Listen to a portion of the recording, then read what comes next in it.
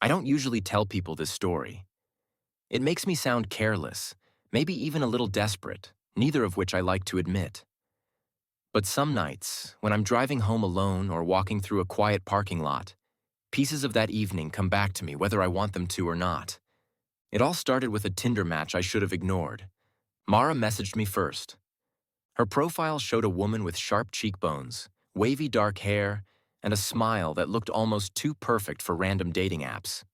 Her bio said she loved late-night diners, true crime podcasts, and spontaneous adventures. She asked if I wanted to grab dinner that night. Last minute, sure, but I figured, why not? I'd had a rough week. A little excitement sounded good. We agreed to meet at Darius's Grill, a dimly lit, mid-range restaurant in a quiet part of town. When she walked in, she matched her pictures. Mostly.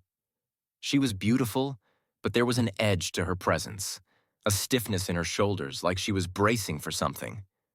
"Elias?" she asked. "Yeah," I smiled. "Nice to meet you." She slid into the booth across from me. Her eyes flicked over me quickly like she was checking a list in her head. Then immediately, her phone buzzed. She didn't even try to hide the first text she read, but the second one.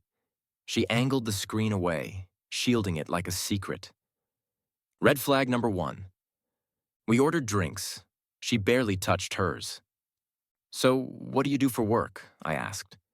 But she hesitated, like she had to choose which version of herself she wanted to present. "Freelance marketing," she said finally. "Oh, cool, for who?" Different companies." Another buzz. She snatched her phone up again. This time, she turned her whole body away from me. That was red flag number 2.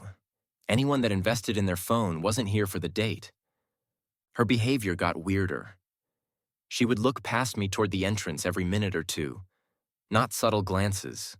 She was waiting for someone. Every time I tried to steer the conversation into something normal, work, hobbies, travel, she'd give short answers and return to her screen. I was starting to feel like a prop instead of a person.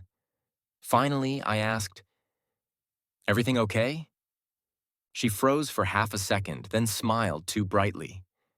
Yeah, sorry, just a friend. She's going through something." Another lie.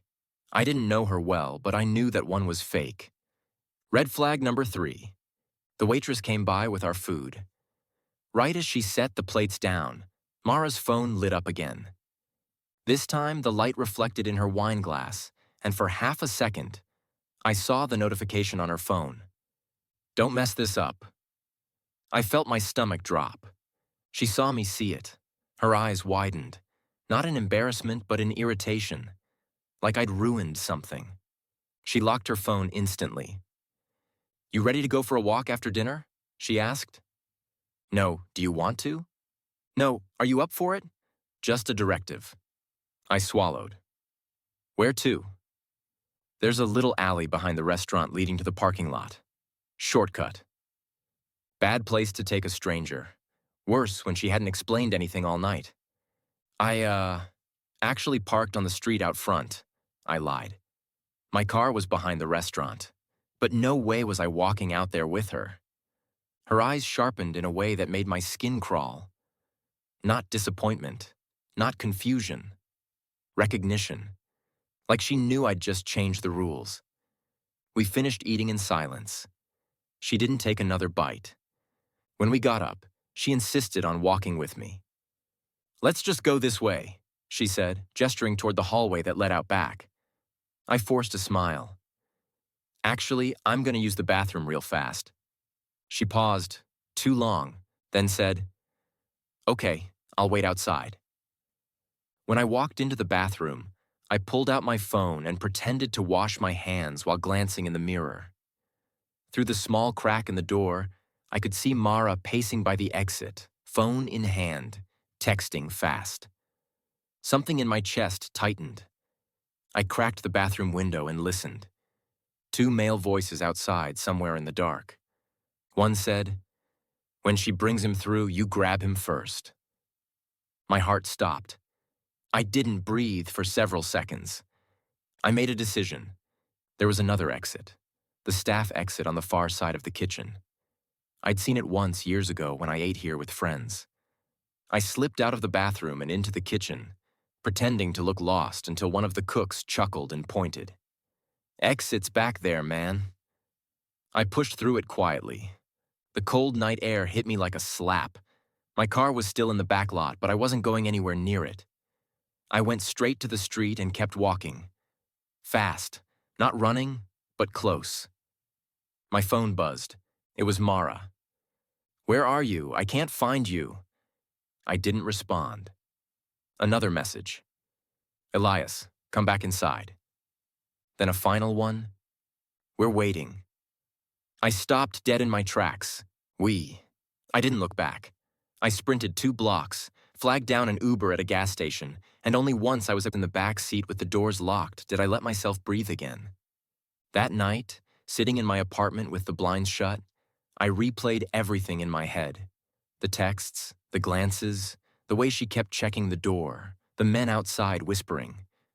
It wasn't a date, it was a setup. I looked her name up later, or rather, the name she gave me. No social media, no work history, no digital footprint at all.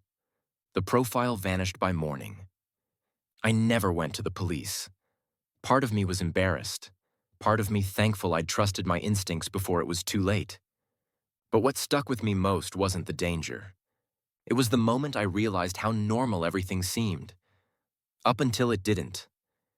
Now every time I think about meeting someone new, I remember the alley behind Darius's grill, the silhouette of 2 men waiting in the dark, and the girl with the perfect smile who almost led me straight to them.